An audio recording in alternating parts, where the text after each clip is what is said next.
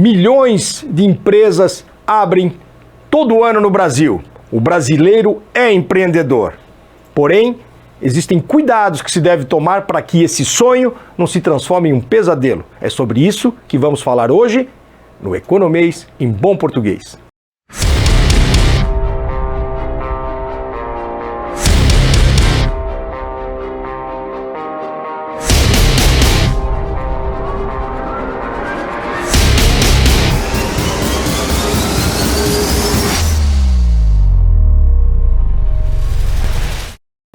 Que o brasileiro é, por natureza, empreendedor, há tempos já se fala.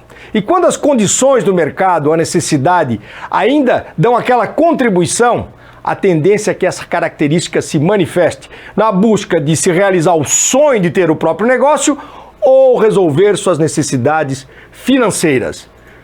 Por si só, quando o emprego formal fica difícil, o brasileiro vai buscar o empreendedorismo, mas tem aqueles que são vocacionados. Então, muitos vão empreender por vocação e outros vão empreender por necessidade, já que não conseguem o emprego. E é isso que o levantamento divulgado pelo Sebrae, Serviço Brasileiro de Apoio às Micro e Pequenas Empresas, mostra.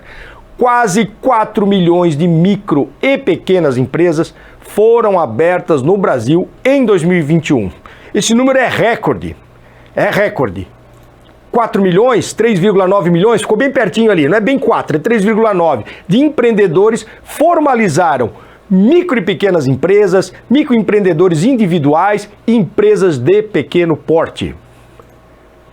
O crescimento em relação ao ano de 2020 foi de 19,8%, quando foram criados lá em 2020 3,3 milhões de negócios. Se compararmos com 2018, quando foram criados 2,5 milhões de CNPJs, que são os cadastros nacionais de pessoas jurídicas, a expansão chega a 53,9%. Ainda falando de 2020, o relatório Monitor do Empreendedorismo Global, que é elaborado pelo Sebrae e pelo Instituto Brasileiro de Produtividade e Qualidade, aponta que 50 milhões de brasileiros que ainda não possuem o seu negócio têm a intenção de abri-lo nos próximos 3 anos. Desse total, olha só, 1/3 diz que a pandemia foi a principal motivação. Mas tem 2/3 que afirmam que tem uma tendência natural para empreender. O Sebrae atribui o aumento da abertura de empresas à redução da burocracia, proporcionada pela Lei de Liberdade Econômica, que é de 2019, pela integração das juntas comerciais e por melhorias no registro eletrônico simplificado de novas empresas, o que facilitou a abertura dessas empresas. Vamos ver aqui na tela, né, que vai se mostrar aqui, aqui atrás de mim, tela 1, o que aconteceu. Olha só, quantidade, voltando a 2021, mais de 3,9 milhões de novos negócios, foram abertos. 80% desse total, ou seja, 3,1 milhões, foram abertos como microempreendedores individuais. Microempreendedores individuais. Para comparar com 2018 e 2019, esse número representou em 2021 80%, em 2018 e 2019 era 75%. Então está aumentando a criação de microempreendedores individuais. Os 20% restantes foram, olha só, formados por microempresas, 682,7 mil microempresas, que são aquelas que faturam até R$360 mil por ano, e esse número aí, porque representa 17,35% do total, 682,7 mil microempresas. Esse número também é recorde da série histórica para o segmento.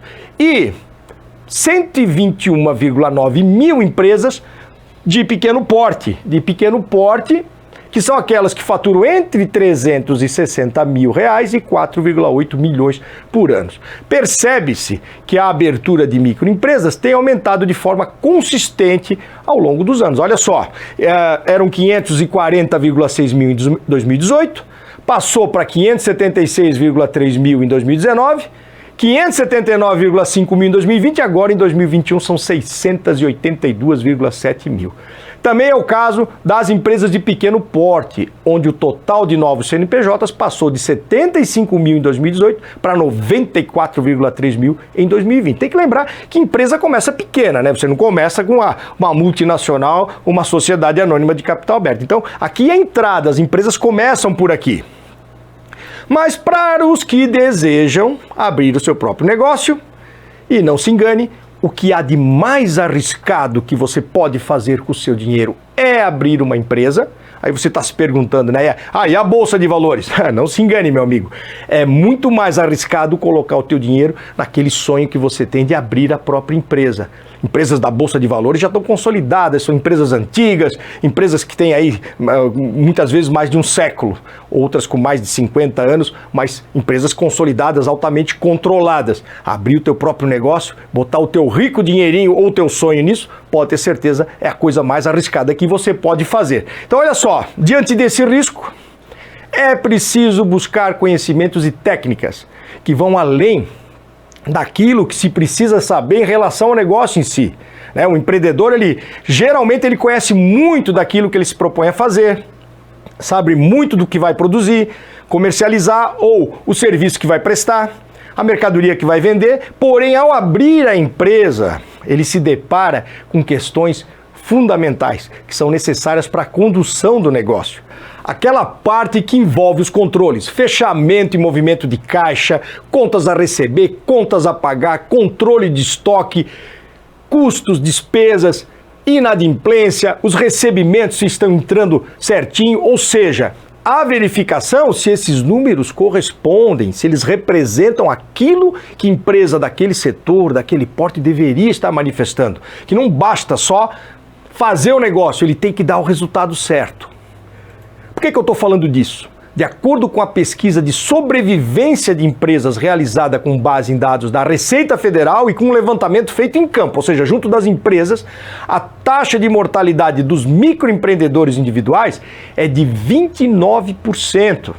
Já das microempresas, isso é após 5 anos, tá? É de 21,6%. E das empresas de pequeno porte é de 17%. Esse número já caiu, porque muitos já se deram conta da necessidade de ter, além do conhecimento do negócio, também esses conhecimentos de técnicas de gestão, que são extremamente necessários para dar segurança ao negócio. Olha aqui na tela 2, aqui está aparecendo, ó.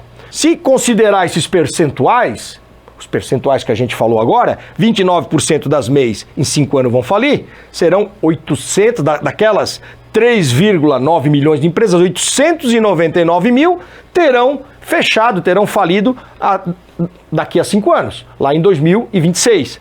147,5 mil microempresas, o 21,6%, 17% das empresas de pequeno porte, 20,7 mil empresas, 27% das empresas abertas em 2021.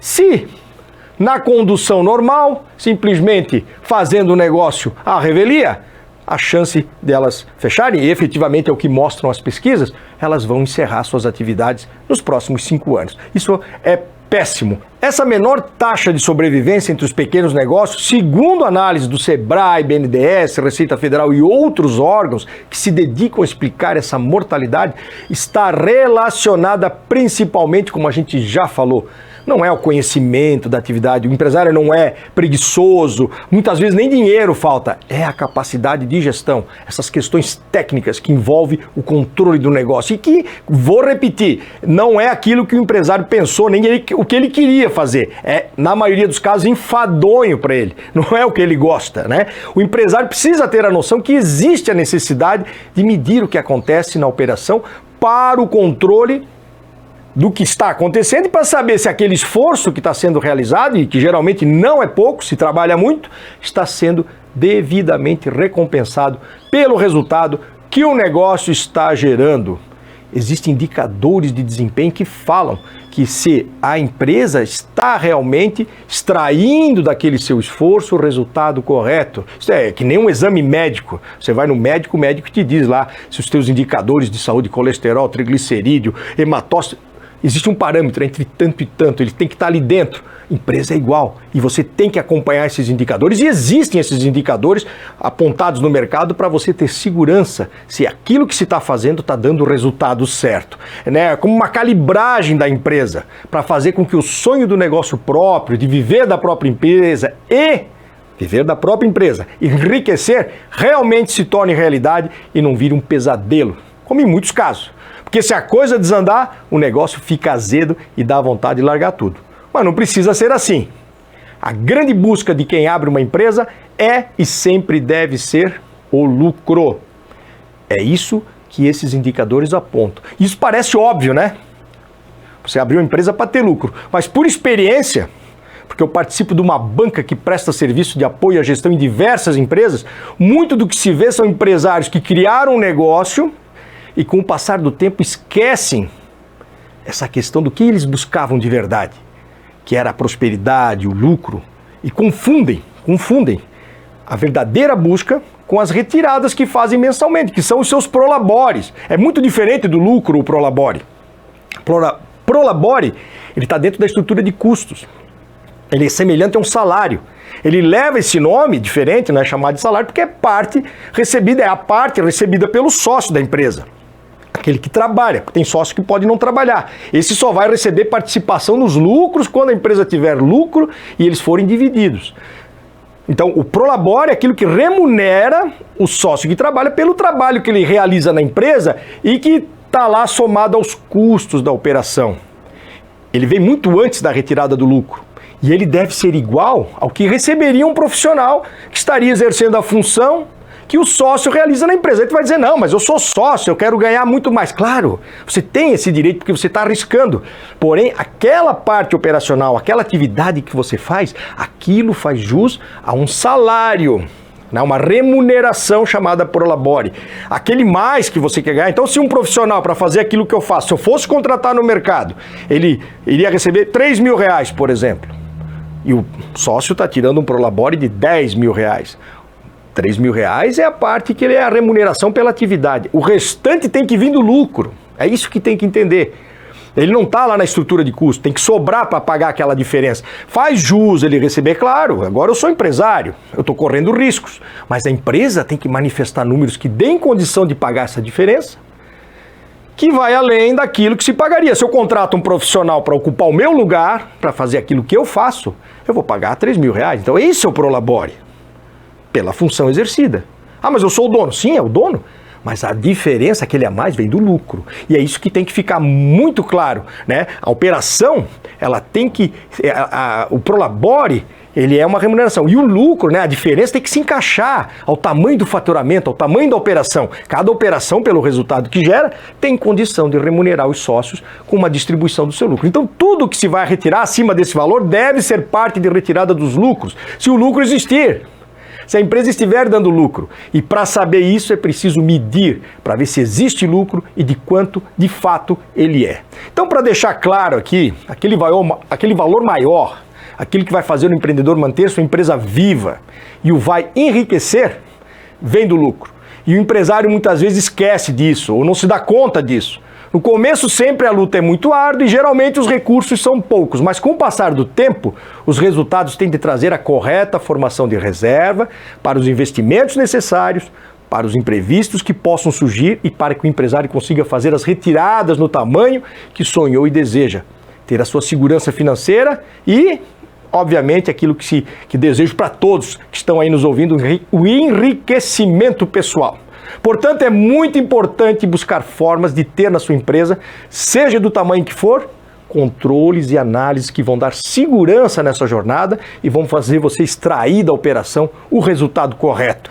Ou seja, verificar se não há desperdícios, se não existem custos desnecessários, como também se não há desperdício de rentabilidade, ou seja, lucratividade que deveria ter sido atingida e não foi, por não se estar vendo efetivamente qual o resultado que o esforço está gerando.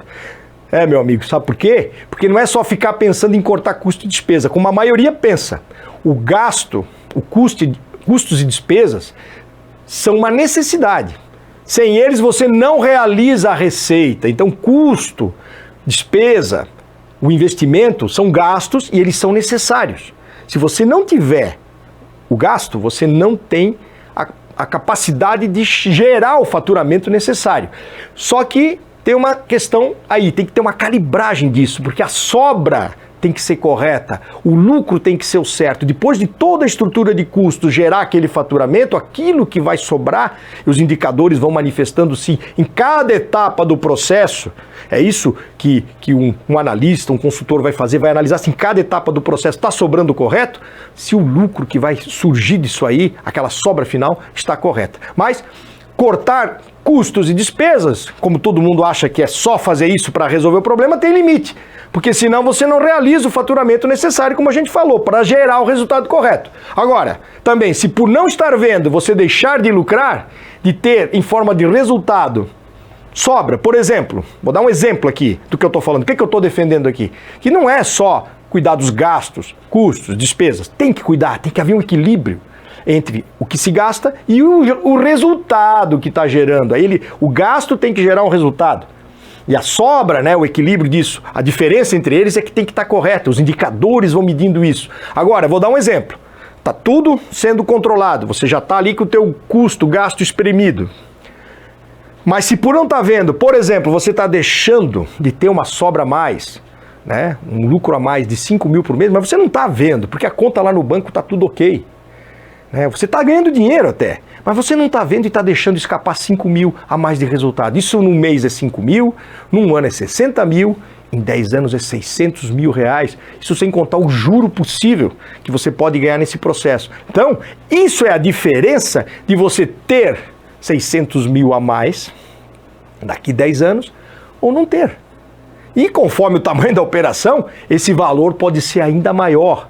Então é muito importante entender qual é o resultado efetivo que aquela tua estrutura de custos e despesa, né? De custos e despesas, os gastos está gerando, e ver se esse equilíbrio está correto, para saber se o resultado que está sobrando está correto. Porque senão vai chegar daqui 10 anos e você vai deixar escapar o vazamento. Nem é porque você tinha custo excessivo, despesa excessiva, não, você está ali controlando aquilo. Porque você não está extraindo o resultado correto daquela estrutura e você não está medindo isso. E aí que vem aquela frase, né? Estou aqui há tanto tempo, passaram-se os anos, 10 anos, 20 anos, e eu estou na mesma. Ou pior, né? Passaram esses anos e eu acumulei o quê? Nisso? Riqueza? Não, dívida. Esse é o risco. Então é muito importante você aprender a controlar isso aí, porque ao longo dessa jornada a gente aprende que a variável mais preciosa que existe aí é o tempo. O tempo não volta, o tempo é escasso. Dinheiro até tu recupera, mas o tempo tu não recupera. Então quanto mais se aproveitar isso, mais você consegue fazer com que ao longo da jornada a empresa manifeste o resultado correto. E aprender que o tempo é raro, isso é ao longo da vida, isso é contundente, a gente vai aprendendo mesmo. Então o cuidado é muito importante para fazer com que isso, no final das contas, aconteça da forma correta. Então fica aqui a dica, não basta trabalhar muito e só pensar em fazer o que o negócio se propõe. É preciso controlar, medir, analisar, planejar o que se está fazendo, para que no tempo certo a resposta do negócio seja correta em termos de rentabilidade e que compense o esforço e o risco corrido. As grandes corporações, grandes empresas sempre tiveram esses controles e utilizam as técnicas de medição, análise, planejamento, mas a sua empresa, seja do tamanho que for, também deve ter isso. Na maioria dos casos, é muito difícil para o empresário realizar essa tarefa. Ter que analisar números, juntar dados, medir. Ele está envolvido ali com a operação, com clientes, fornecedores, máquinas que quebram, questões que envolvem toda a parte da organização da empresa, o fazer a empresa no dia a dia, como vender o produto, como divulgar. E aí se pensar que ele ainda vai pegar os números, juntar os números, fazer os controles, como tem que ser, botar isso em planilhas, analisar e aí planejar em cima desses números, ver o que os indicadores estão mostrando, é muito difícil. A gente sabe que não acontece. Então, uma solução prática é a contratação de profissionais. Em prática, e muitas vezes, na maioria dos casos, é a mais barata, terceirizados. Você não precisa ter dentro da tua empresa um executivo de alta performance, geralmente são caros, mas você tem empresas que fazem esse trabalho de acompanhamento de resultados. Consultores, assessores, para ajudar nesse trabalho tão importante, que pode ter certeza, isso não é um custo não, é um investimento. Se feito da forma correta, gerando os resultados que mencionamos anteriormente, vão fazer a empresa render o seu máximo, sem desperdícios e no tempo certo. Porque pode ter certeza que a sobrevivência dos negócios e a realização do sonho dos empreendedores depende demais da atenção que se dá a esses detalhes em torno da busca do correto resultado. Senão o risco é muito grande. Se levar isso a capricho, daí a chegar lá na frente, depois de muitos anos construindo sua empresa e dizer, valeu a pena. Pense com muito carinho sobre isso. Obrigado por nos assistir. Continue acompanhando os nossos conteúdos semanais. Inscreva-se em nosso canal no YouTube. Clique no sinal de positivo, dá um joinha lá se você gostou. Siga e curta também, se você gostou, nossas páginas no Instagram, Facebook, LinkedIn, olha só, comi uma letrinha, e Spotify. Sua participação é muito importante para nos ajudar a continuar produzindo o programa. Um grande abraço e até o próximo Economês em Bom Português.